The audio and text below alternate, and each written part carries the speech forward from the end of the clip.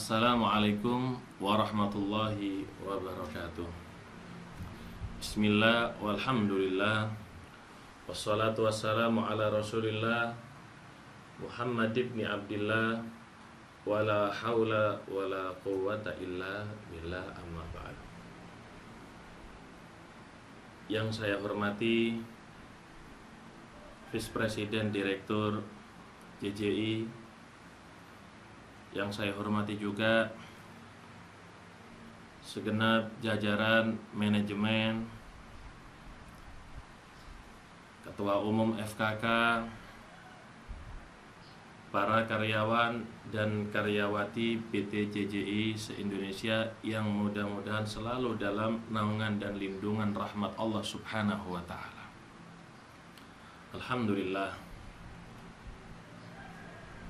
bulan Ramadan ini adalah bulan yang sangat agung dan mulia. Bulan yang sangat ditunggu-tunggu oleh kaum beriman untuk menanam banyak daripada amal-amal ibadah.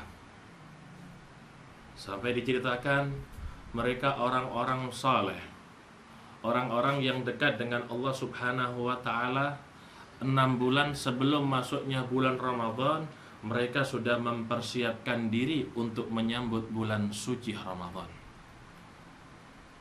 Ketika kita misalnya mau mendaftarkan diri untuk menjadi karyawan, pasti kita punya persiapan yang harus kita siapkan.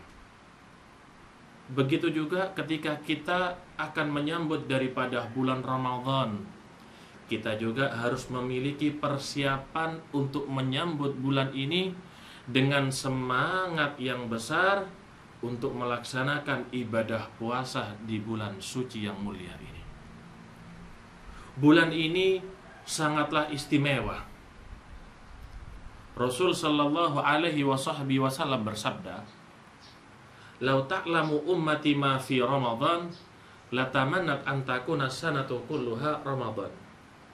Seandainya umatku mengetahui dengan banyaknya curahan anugerah dan rahmat serta pemberian dari Allah Subhanahu wa Ta'ala di bulan Ramadan, niscaya semua umatku akan berharap 1 tahun semuanya adalah bulan Ramadan. Mengapa? Karena besar dan agungnya ampunan Allah, pemberian Allah, anugerah Allah, rahmat Allah Subhanahu wa Ta'ala. Bahkan dalam riwayat yang lain, dalam hadis diriwayatkan, "Lau ta'lamu lau adzinallahu lis-samawati wal ardi an tantiqa la syahadata liman shoma ramadhana bil jannah." Seandainya Allah Subhanahu wa Ta'ala memberikan izin langit dan bumi untuk berbicara, seandainya langit dan bumi ini berbicara, niscaya mereka akan bersaksi orang-orang yang puasa di bulan Ramadan berhak untuk mendapatkan balasan, bukan balasan yang kecil, tapi balasan yang tidak pernah terpikir oleh kita sebelumnya. Belum pernah balasan itu terdengar oleh telinga kita dan terlihat oleh mata kita serta terlintas dalam hati kita. Apa itu? Surganya Allah Subhanahu wa Ta'ala. Orang-orang dianjurkan untuk berpuasa di bulan Ramadan karena besarnya balasan yang diberikan oleh Allah Subhanahu wa Ta'ala, besarnya pahala yang telah disiapkan oleh Allah Subhanahu wa Ta'ala. Rasul sallallahu alaihi wasallam bersabda, "Man shoma yauman fi sabilillah ba'adallahu minhu jahannama masirata mi'ati amin." Siapa orang yang berpuasa di jalan Allah Subhanahu wa Ta'ala, artinya puasa karena Allah Subhanahu wa Ta'ala, bukan karena yang lainnya, bukan karena ingin dilihat, tapi puasa benar-benar hanya karena Allah Subhanahu wa Ta'ala. Apa jaminan, kata Nabi Muhammad sallallahu alaihi wasallam? Allah akan menjauhkan dia dari neraka jahanam 100 tahun lamanya. Itu kalau puasa biasa. Bayangkan kalau kita puasa yang dimaksud adalah puasa Ramadan. Karena puasa itu bukan saja puasa Ramadan, ada juga puasa sunnah. Orang yang puasa sunnah saja akan dijauhkan daripada neraka jahanam sejarak 100 tahun. Bagaimana dan bayangkan jika puasa yang kita lakukan adalah puasa Ramadan. Kemudian juga kalau kita berbicara tentang fadilah daripada bulan Ramadan, sangatlah banyak sekali. Nggak mungkin dalam waktu yang singkat ini kita terangkan semuanya. Yang terakhir saya terangkan fadilah daripada bulan Ramadan, puasa bulan Ramadan. Lis-shaimi farhatan. Orang yang puasa akan mendapatkan dua kebahagiaan, kata baginda Nabi besar Muhammad sallallahu alaihi wasallam. Idza aftara fariha wa idza laqiyallaha fariha bisawmi. Yang pertama, orang yang puasa ini akan berbahagia ketika dia berpuasa, ketika dia berbuka. Apa maksudnya berbahagia ketika berbuka di sini? Maksudnya berbahagia di sini dia mampu menjalankan puasa seharian penuh dengan selamat, artinya tidak ada hal-hal yang membatalkan di dalam puasanya, sehingga dia berbahagia mampu menjalankan perintah Allah Subhanahu wa taala. Yang kedua, bahagianya adalah idza laqiyallah, ketika dia bertemu dengan Allah Subhanahu wa taala. Apa maksud daripada bertemu dengan Allah Subhanahu wa taala? Artinya setelah sempurna menjalankan hari itu dengan puasa, dia akan mendapatkan balasan pahala daripada Allah Subhanahu wa ta'ala. Tapi kadang-kadang kita akan bertanya-tanya, loh, di bulan Ramadan ini dalam hadis yang lain katanya setan-setan itu dibelenggu. Kenapa masih ada orang-orang yang bermaksiat kepada Allah Subhanahu wa ta'ala? Kita dapati masih ada orang-orang beriman, orang-orang Islam bermaksiat di bulan Ramadan.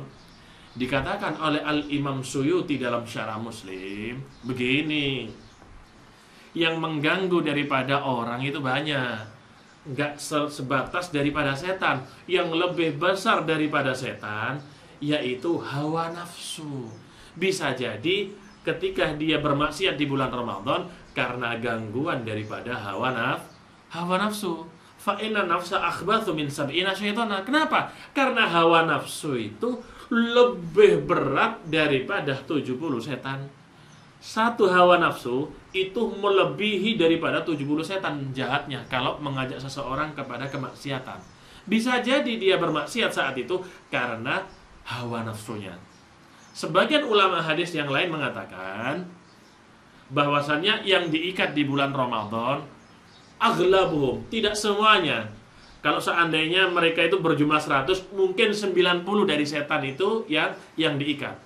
Dan yang diikat atau yang dibelenggu adalah al-maraddah, mereka yang jahat-jahat saja. Kemudian yang sisanya juga tidak ada kesempatan untuk mengganggu daripada orang-orang Islam. Kenapa? Karena banyaknya ampunan, banyaknya pahala yang Allah berikan, seakan-akan mereka terbelenggu. Seperti itu yang dijelaskan oleh ulama-ulama hadis. Sebagian lagi yang ketiga, memang mereka benar-benar dibelenggu oleh Allah Subhanahu wa ta'ala, sehingga kemaksiatan yang dilakukan adalah karena efek daripada dia tidak bisa mengendalikan hawa nafsunya, alias dikalahkan oleh hawa nafsunya.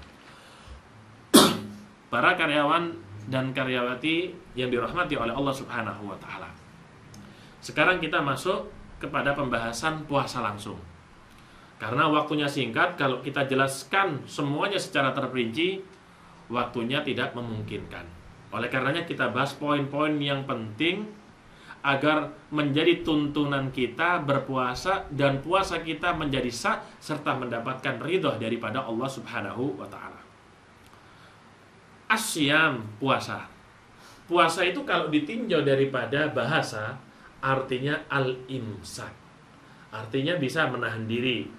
Bisa jadi berarti diam, bisa juga berarti berhenti, tergantung daripada teksnya. Kalau misalnya kita mengatakan somatil khailu, somat ay tawakofat, berhenti itu kuda, bukan berpuasa. Ini tergantung daripada susunan kalimatnya. Ini diambil daripada firman-Nya Allah ketika menceritakan daripada Siti Maryam, ibu Nabi Isa. Siti Maryam di sini mengatakan, inni nadartu lirrahmani shauma falan ukallimal yauma insiya.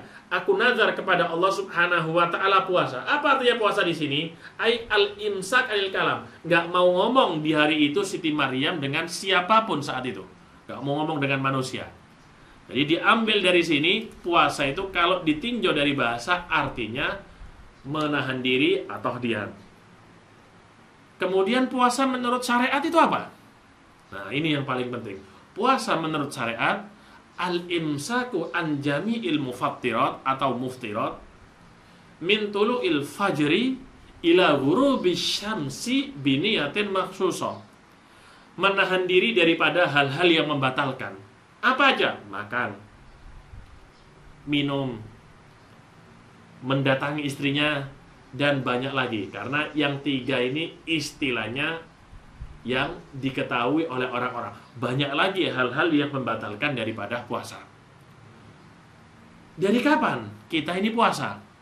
Min tulu'il fajri, dari terbitnya fajar. Terbitnya fajar itu tanda daripada masuknya waktu sholat subuh. Ila tulu'is syams, berakhirnya puasa kapan? Ila tulu'is syams, sampai terbenamnya matahari. Biniyatin maksusah, kemudian dengan niat yang khusus. Kenapa?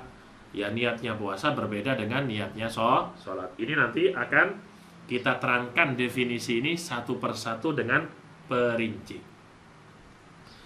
Kemudian dalil daripada puasa. Kalau kita ingin mengetahui sesuatu, pertama kenali definisinya, tadi sudah kita jelaskan. Yang kedua dalilnya. Baru kita masuk kepada pokok pembahasan. Nah, puasa dulu sebelum datangnya puasa Ramadan, sebelum adanya puasa Ramadan, saat itu para sahabat-sahabat Nabi Muhammad, mereka puasa itu sebulan hanya 3 kali. Hari ke-13, hari ke-14, dan hari ke-15. Itu setiap bulan puasa 3 kali ini. Kemudian setiap tahunnya hanya sekali. Apa? Asyura, yaitu puasa di tanggal 10 daripada bulan Muharram. Ini kewajiban puasa zaman dulu. Ini kewajiban puasa zaman dulu. Kemudian turun ayat dari Allah Subhanahu wa taala. Faman kana minkum maridun aw ala safarin ila akhiril ayat. Turun ayat. Ketika turun ayat ini, siapa yang mau puasa ya puasa, siapa yang nggak mau puasa dia harus mengganti dengan fidyah. Akhirnya orang-orang yang kaya saat itu mereka tidak berpuasa, tapi mereka mengganti dengan membayar fidyah saat itu. Gimana nasib orang miskin? Nasib orang miskin yang mereka nggak punya uang untuk mengeluarkan fidyah, ya terpaksa saat itu mereka harus menjalankan daripada yang namanya ibadah puasa. Jadi saat itu masih ada pilihan, yang mau puasa, yang nggak mau puasa mereka harus membayar fidyah. Baru turun ayat daripada Allah Subhanahu wa taala yang lain. Saat itu puasanya berat. Nggak kuat dah kita kalau misalnya ngikuti sahabat-sahabat Nabi saat itu puasa. Jadi mereka di malam hari, kalau sudah tidur malam, kemudian bangun, mereka nggak boleh makan, minum, mendatangi istrinya sampai kapan? Sampai terbenam daripada matahari. Puasanya bisa jadi lebih daripada 12 jam. Bisa jadi puasanya itu tambah 6 jam lagi, 18 jam. Akhirnya sampai ada seorang sahabat, malam itu ketika datang dari kerja, siang harinya kerja ada di ladang. Ada riwayat membetulin seperti pagar yang ada di Madinah. Datang di rumahnya, tanya sama istrinya, apakah ada makanan yang saya makan untuk berbuka? Istrinya menjawab, masih belum ada. Tapi tunggu, saya carikan makanan untuk berbuka, katanya. Ketika dicarikan, tertidur ini si sahabat. Ketika tertidur, sudah diharamkan makan minum. Akhirnya ketika dia bangun, sudah nggak boleh makan. Sampai paginya kerja seperti biasanya. Pingsan akhirnya siang hari. Datang kepada Nabi Muhammad SAW mengeluh. Akhirnya turun ayat daripada Allah Subhanahu wa ta'ala. Dan dihapus daripada puasa, dan dihapus larangan-larangan setelah tidur malam. Akhirnya dimulai daripada terbitnya fajar sampai terbenam matahari. Artinya ketika malam hari tertidur, kemudian dia makan minum, nggak ada masalah. Ini penjelasan singkat yang berhubungan dengan fadilah puasa, berhubungan dengan definisi dan dalil-dalil puasa. Semoga yang sedikit ini bermanfaat bagi kita semua dan kita bisa menjalankan puasa Ramadan dengan sempurna. Amin Allahumma amin.